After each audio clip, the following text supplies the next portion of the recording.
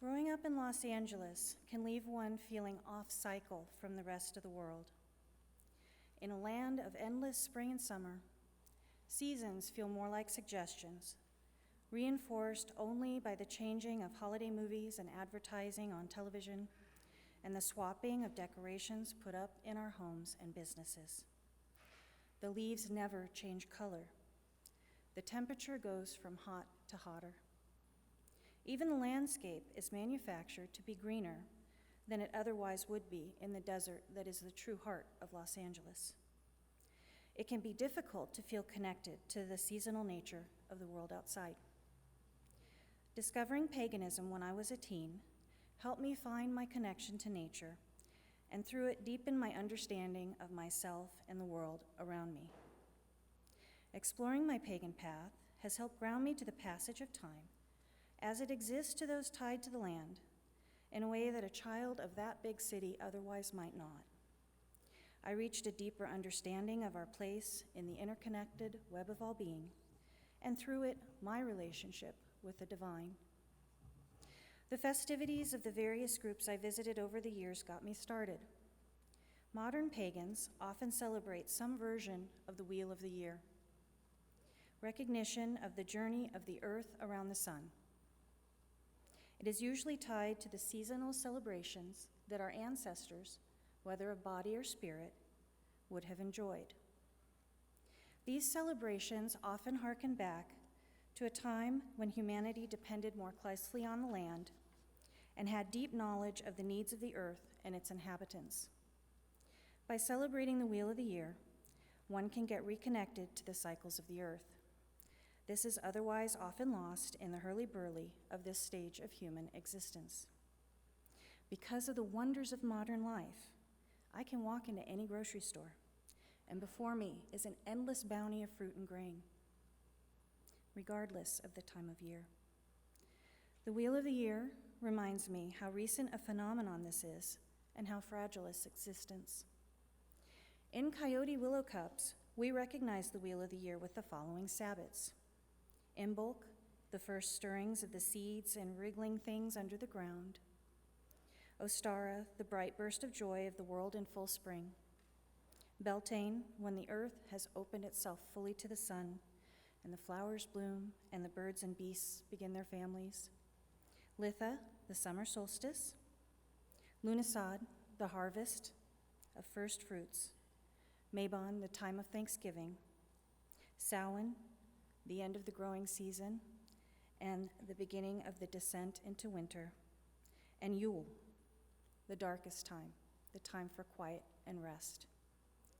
Coyote Willow Cups gathers in reverence and mirth, and we celebrate the turning of the wheel with these 8 celebrations each year.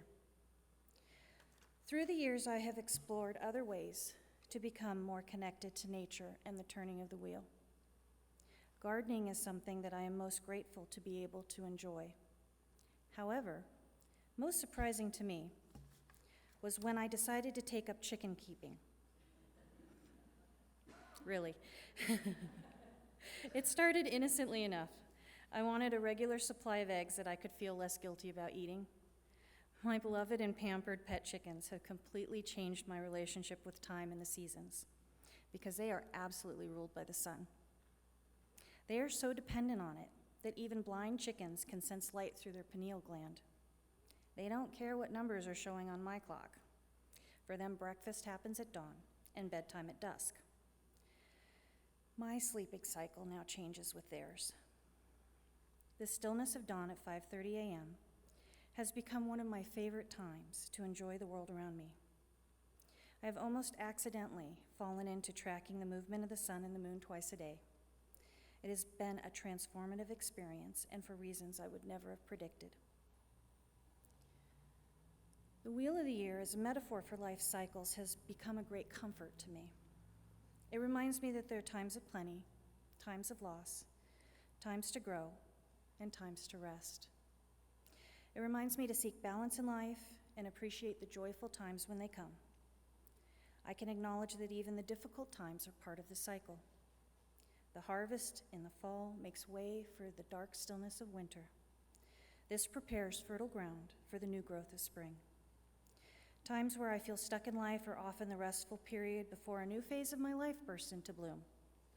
As my sons fledged out of the nest, as I watch my mother experience the winter of her life, the wheel always turns. Enjoy the now, the wheel tells me. Recently, my mother gifted me with some beloved belongings of one of our coven priestesses, a fellow UU, who passed on about 15 years ago. I enjoyed my time with Marcel, but our lives were on very different trajectories. I never quite got to know her as well as I would have liked. Looking through a witch's beloved treasures is akin to delving into a magpie's nest.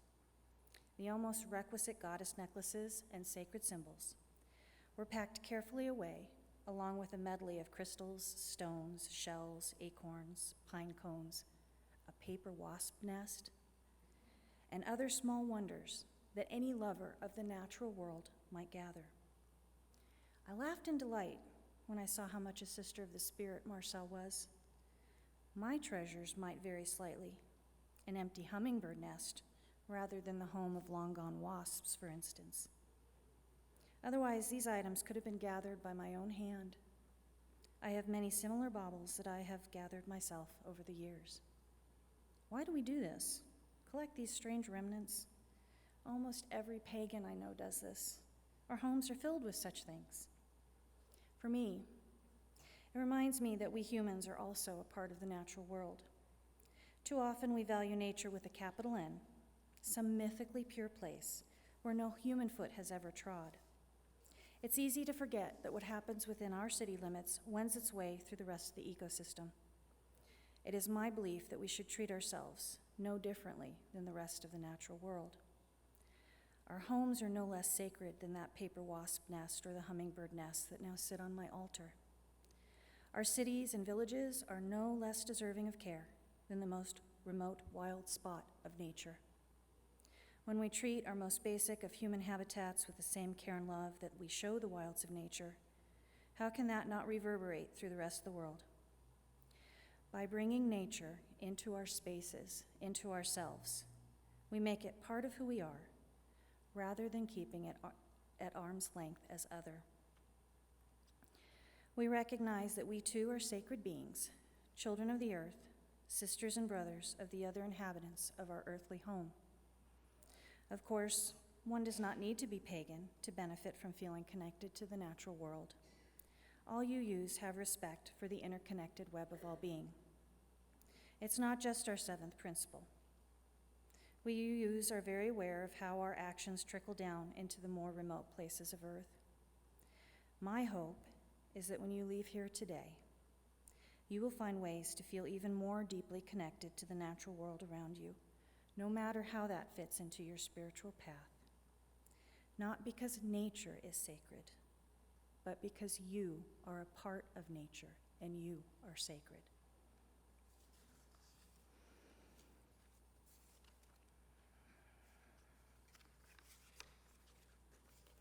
Pagans, both ancient and modern, use sacred plays as a way to understand the world and the divine. A Tale of Spring, written by Elizabeth Runyon, is a modern take, a very, very modern and very feminist take, on the ancient Persephone and Demeter story, which explores the reason for the turning of the seasons.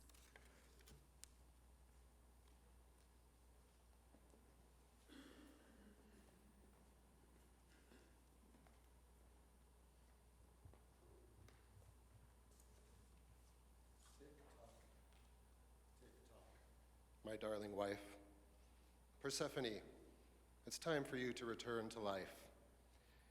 Spring has sprung, and I do regret to say that months of loneliness now come my way.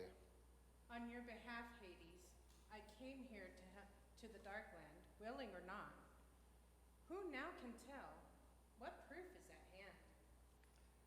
I saw you, bemused, admiring the narcissus flower, and seized the moment to take you deep into my bower. Queen of darkness I've become. In truth, I'm happy to rule. Endless adoring souls in the dark of winter? I'm no fool. I like power. No more just Demeter's child. I am queen, not a minion meek and mild.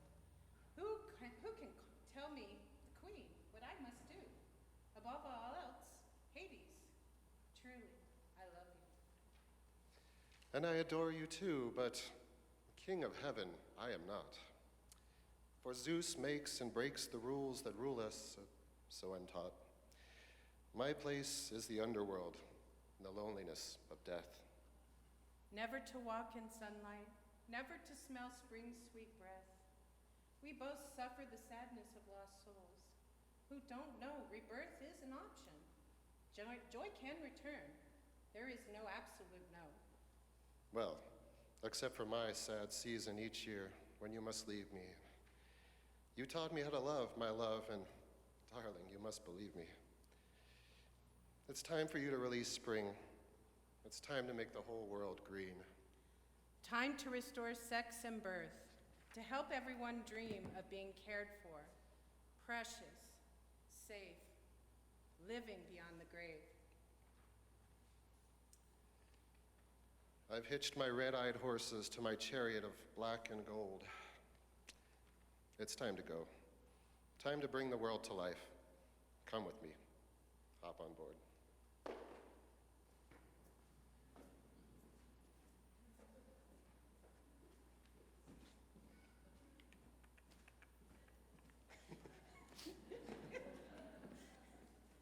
This is a very slow chariot. I've been meaning to get it fixed.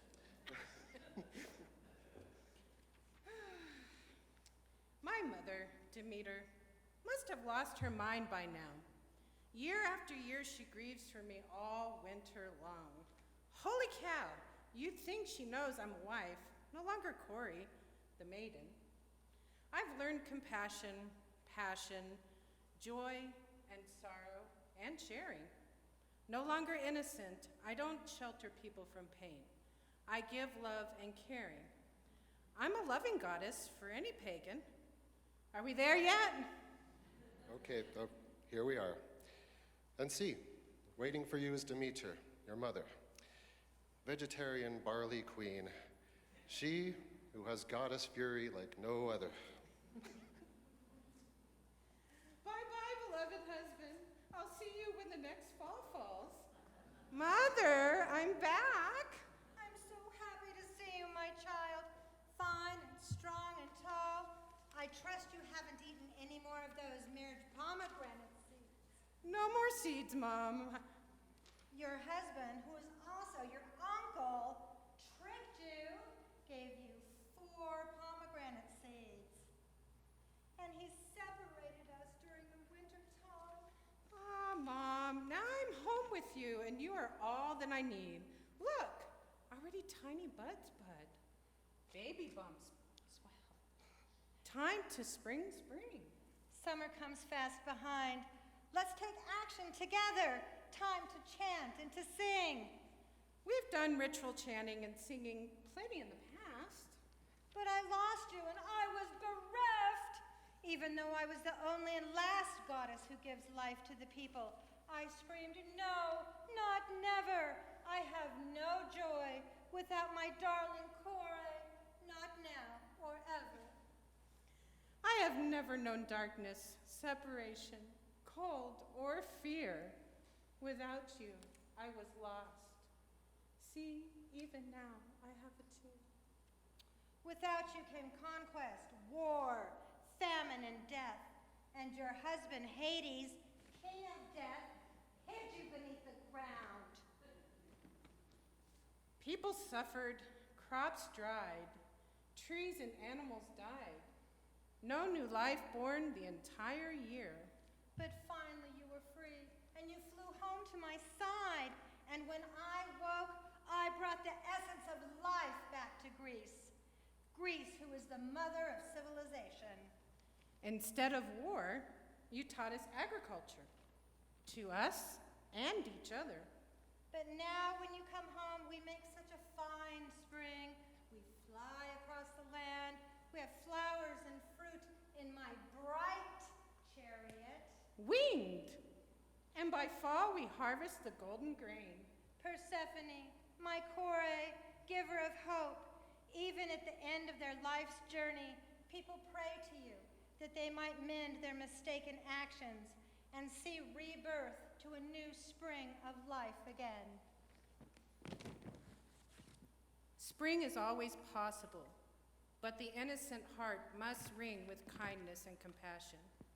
In time of sacrifice, I sing sweet and gentle words they can hear to counter death and dark.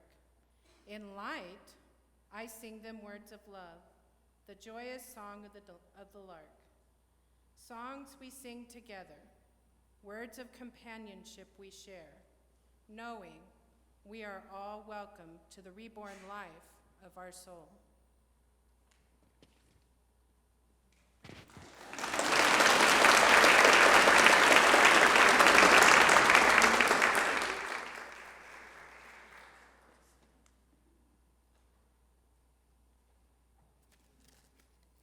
Please rise as you are able for our next hymn, When We Are Gone.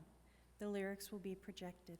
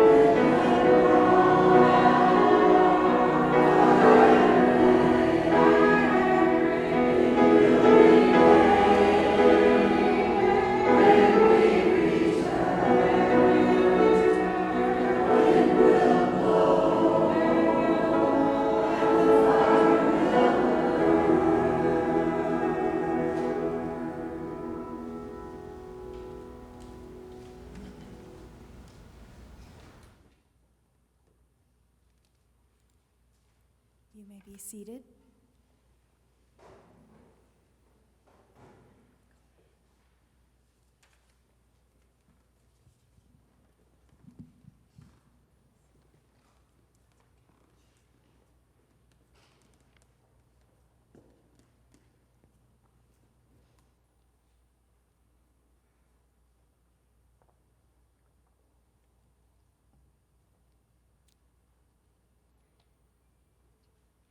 Center, powers of spirit, you who are transformation and connection.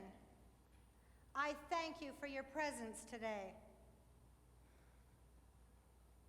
South, powers of fire. West, powers of water, you who are emotions and pure love. I thank you for your presence today. South, powers of fire, you who are passion and the hearth. I thank you for your presence today. East, powers of air, you who are thought and knowledge. I thank you for your presence today. North, powers of earth, you who are the stabilizer and nurturer. I thank you for your presence today.